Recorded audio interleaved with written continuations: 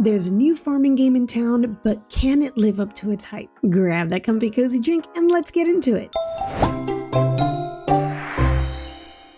Hey guys, welcome to Jade Gaming. Jade Mist here, and today we're jumping into the enchanting world known as Fields of Mistria to see if it can stand out and shine in the crowded farming game market, or if it'll just fade into the cyber farming world like so many others have in the past. We'll be looking at 10 specific categories and then give each one a number score between 1 and 10, totaling the overall Jade score at the end of the video. We'll be looking at graphics and art style, performance, audio, features, gameplay, story, originality, fun factor, cozy level, and replayability. But before we do, be sure to hit that like button, subscribe to the channel, and ring that notification bell to get notified of all of my future cozy gaming content. And be sure to follow me over on Twitch and check out my limited edition summer merch over on my website, jademissgaming.com. Now, before we get into all the details of the game, it's important to know that this game is currently in early access, which basically means it's not a fully completed game just yet.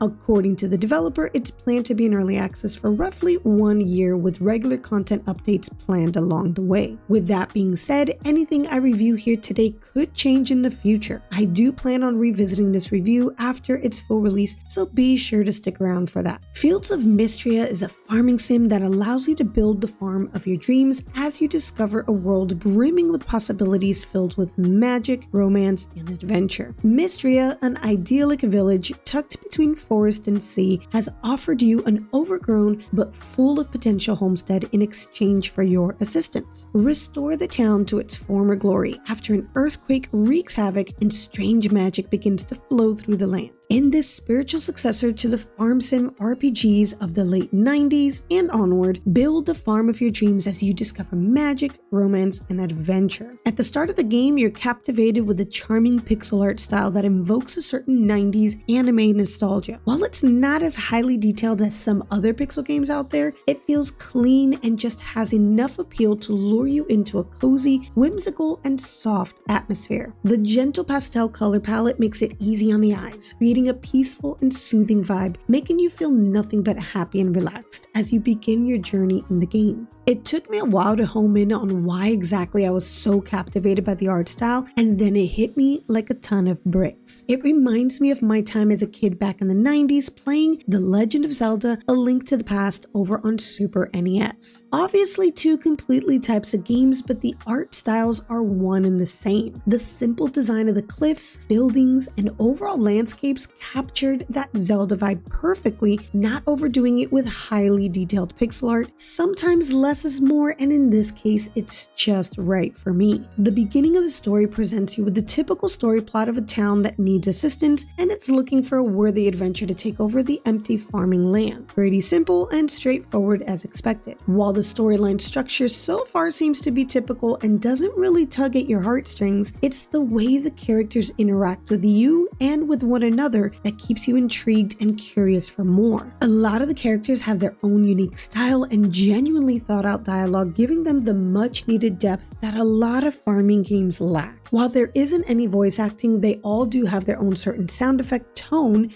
matching their personalities perfectly. As somebody who doesn't particularly enjoy having to interact all the time with NPCs and level relationships, this game has completely changed that for me. Their quirky and sometimes even cringy dialogues keeps me craving to find out more about each and every single one of them. The characters are constantly socializing with other NPCs, giving it the sense that this community truly knows one another and that they aren't just some random NPCs sharing space with another in a virtual world. You're able to listen into various conversations that pull you into a very immersive storyline, allowing you to really bond with them, and then it gives you that small town everybody knows your name vibe. The sound effects and the game music also play a huge role in why the characters seem to be so captivating. As you're introduced to various characters and scenes, the audio parallels to the atmosphere and the characters perfectly, allowing you to get the feel for their personality and their situations. I highly recommend you leave the music on throughout your beginning gameplay,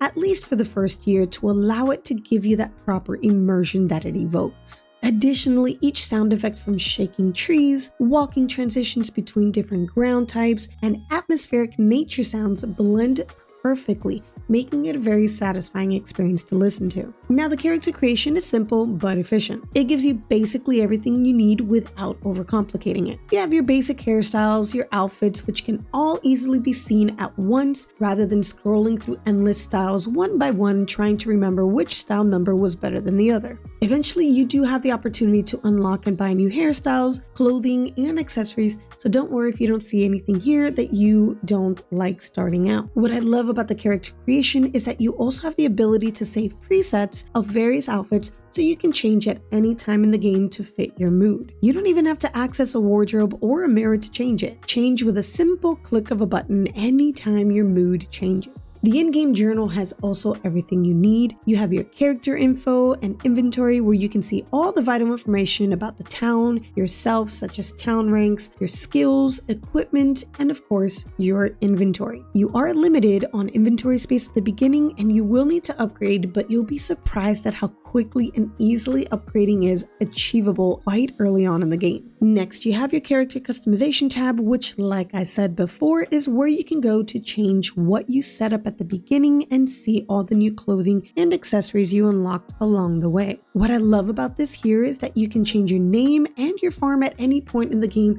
should you decide you really don't like your name anymore. You then have your quest log where you can see all of your active quests and all the details to help you complete them. One of my complaints here is that there isn't an option to pin any tasks to help you keep track of them. I do find myself going in and out of the journal constantly trying to remember everything I'm trying to do. On the other hand, quests don't have an expiration or time limit, so you can take care of them whenever you deem fit, so don't stress them or get overwhelmed seeing them all here. You then have the NPC relationship tracker where you track your friendships and your romance levels, check their likes, their loves, and confirm if you've talked to them for the day and gifted them. Pretty simple and to the point. You then have the animal tracker that you'll have more access to when you start purchasing animals. You also even have the opportunity to put accessories on your animals here. It's absolutely precious. Next is the magic tab where you can keep track of all of your magic spells you've unlocked along the way. Again, pretty simple and straightforward. You then have your map, which you'll be accessing quite often. Here you'll see where all the NPCs are at any given moment. However, it doesn't give you any basic info like which building is what or which NPC is which. You'll have to get familiar with what each NPC looks like in order to get used to seeing their portraits on the map and deciphering who they are. It would be nice if we had the option to hover over buildings and NPCs to get names, but you won't really need hours of operations for the buildings though, because all the buildings and NPCs are available and accessible at any point in the game. Now you'll also notice that you can't see the entire map here all together at one shot.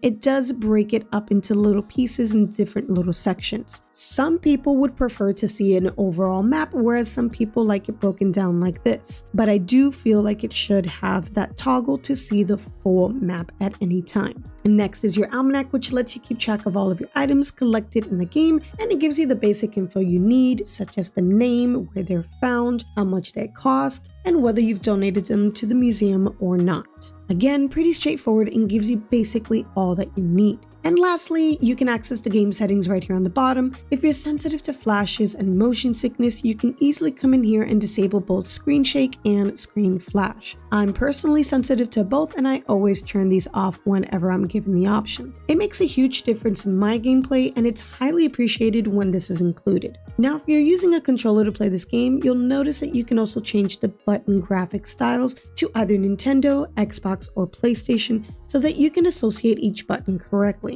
If you're playing on the keyboard, this option won't pop up for you, so don't even worry if you don't see it. And since we're on the note about using a controller, I've used both keyboard and controller to see which one's better for me, and I can honestly say both of them work pretty well. The only complaint about using the controller is not being able to click on this little lock here on your global storage to disable using a specific storage for crafting. The only way I can toggle this was by clicking on it with my mouse. Aside from that, everything seems to work pretty well. If there was a way to toggle this on controller, I personally haven't seen it, so if you have seen it, please let me know in the comments below. You'll also notice that you have to repeatedly smash the buttons to chop trees and mine rocks. However, there is a hidden little feature here that allows you to turn on repeated tool usage. You just have to go into the control settings and assign a key or button to it. I personally feel like it should be an automatic feature for repeated tool use, but regardless, I'm glad it's an option here because it was getting quite annoying having to smash the buttons repeatedly to chop so much wood and mine so much stone. I also love that you can change your in-game scale to get a larger view of the area versus more close-up views. Another amazing feature that was added to this game was the ability to save at any point in the game without needing to sleep using the diary next to your bed. This is beyond refreshing, being able to leave the game and pick it up again right where you left off. The only complaint I have is that it keeps all your saves on one long scrolling screen in order of when you save. I feel it just needs to be a little better organized so that we can see each save file separately and then be able to go into those to be able to select at which point we want to load back in. Now, speaking of saving and getting to bed,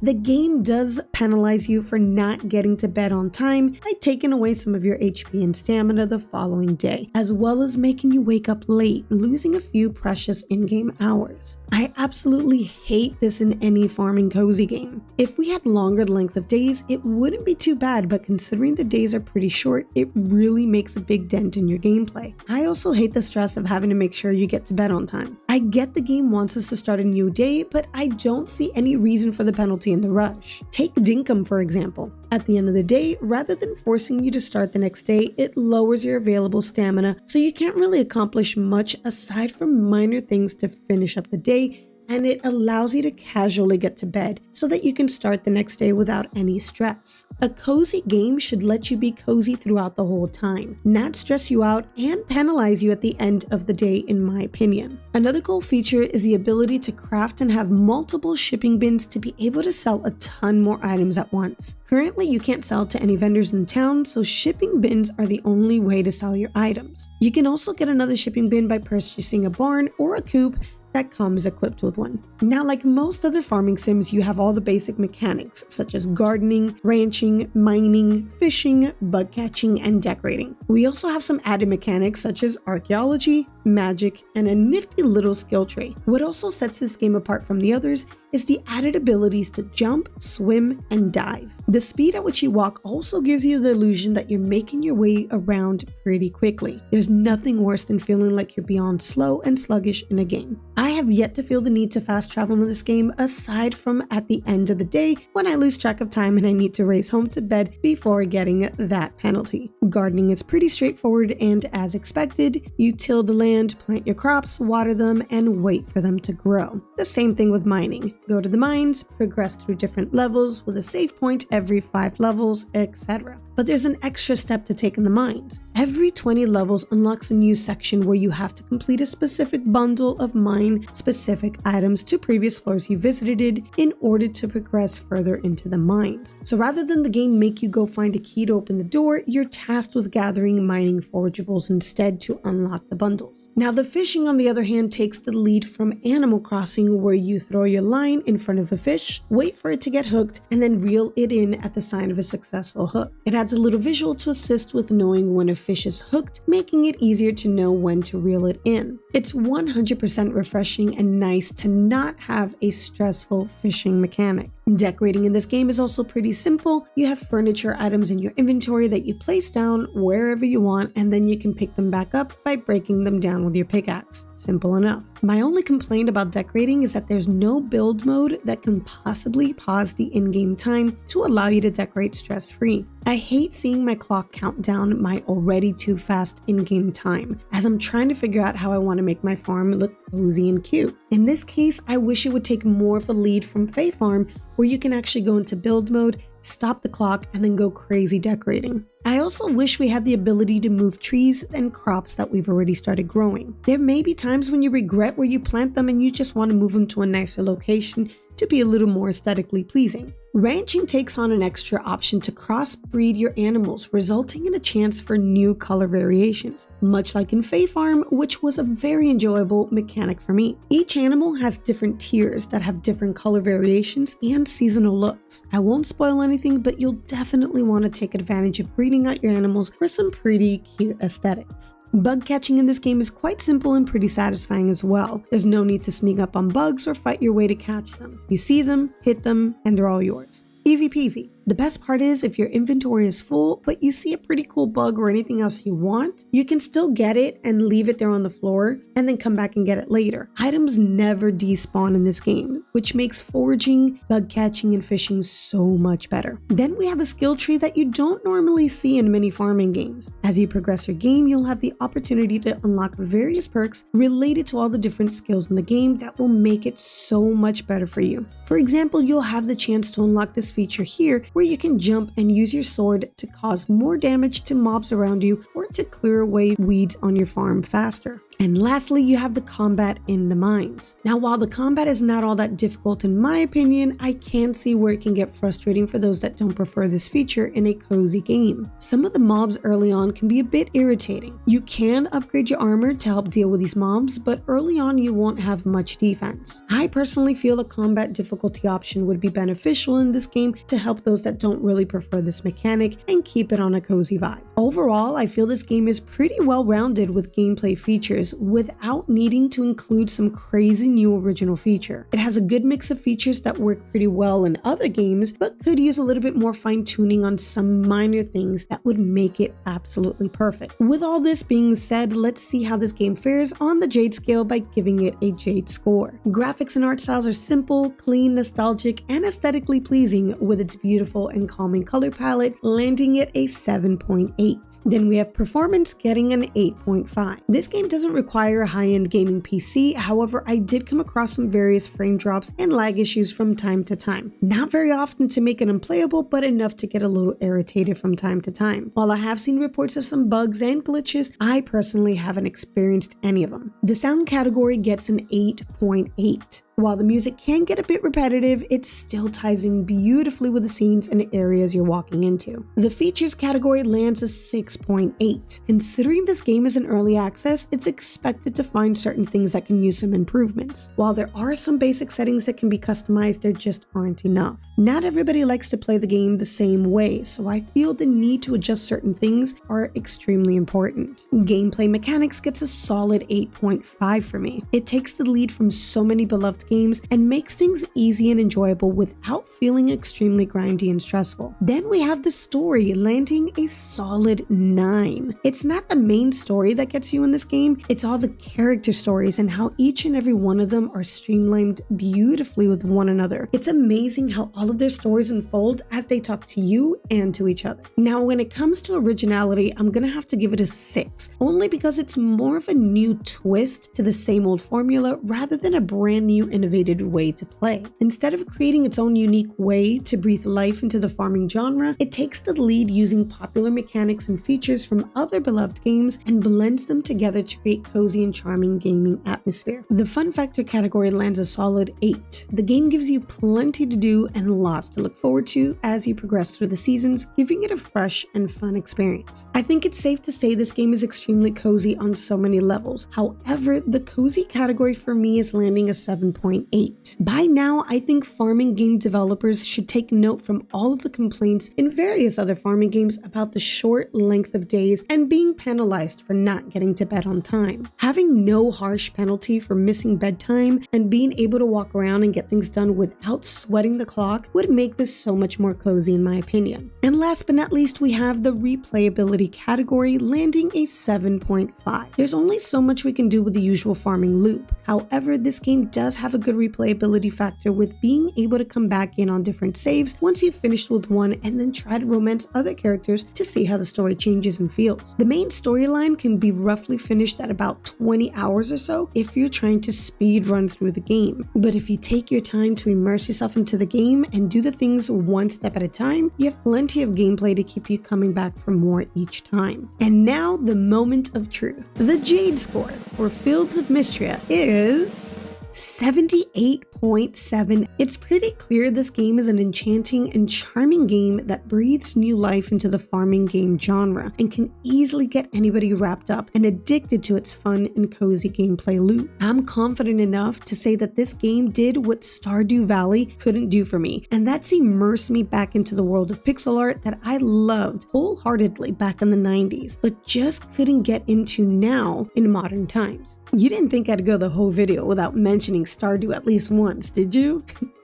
Now, this game is the first game that truly tugged at my nostalgia heartstrings and warped me back in time when I was racing home from school so that I can jump onto my Super NES and play some fun games. Anybody who knows me from my streams and over the years knows that it was really hard for me to get into Stardew, and the fact that this game has taken over so many hours of my life right now speaks volumes. I'm excited to see what's to come with the future of this game and revisit this review once it's out of early access. I truly hope that with some of these suggestions mentioned here, the developers will address them in the future. Now it's your turn. Let me know in the comments below, what do you think of Fields of Mistria? Did this review help you in your decision to purchase it or to avoid it? Have you played yourself, and what do you think? I want to know. And if you're interested in having me review any other cozy game with the Jade Score, let me know in the comments below, and don't forget to hit the like button, subscribe to the channel, and ring that notification bell to get notified of all of my future cozy gaming content. Alright guys, until the next time, happy gaming. Bye!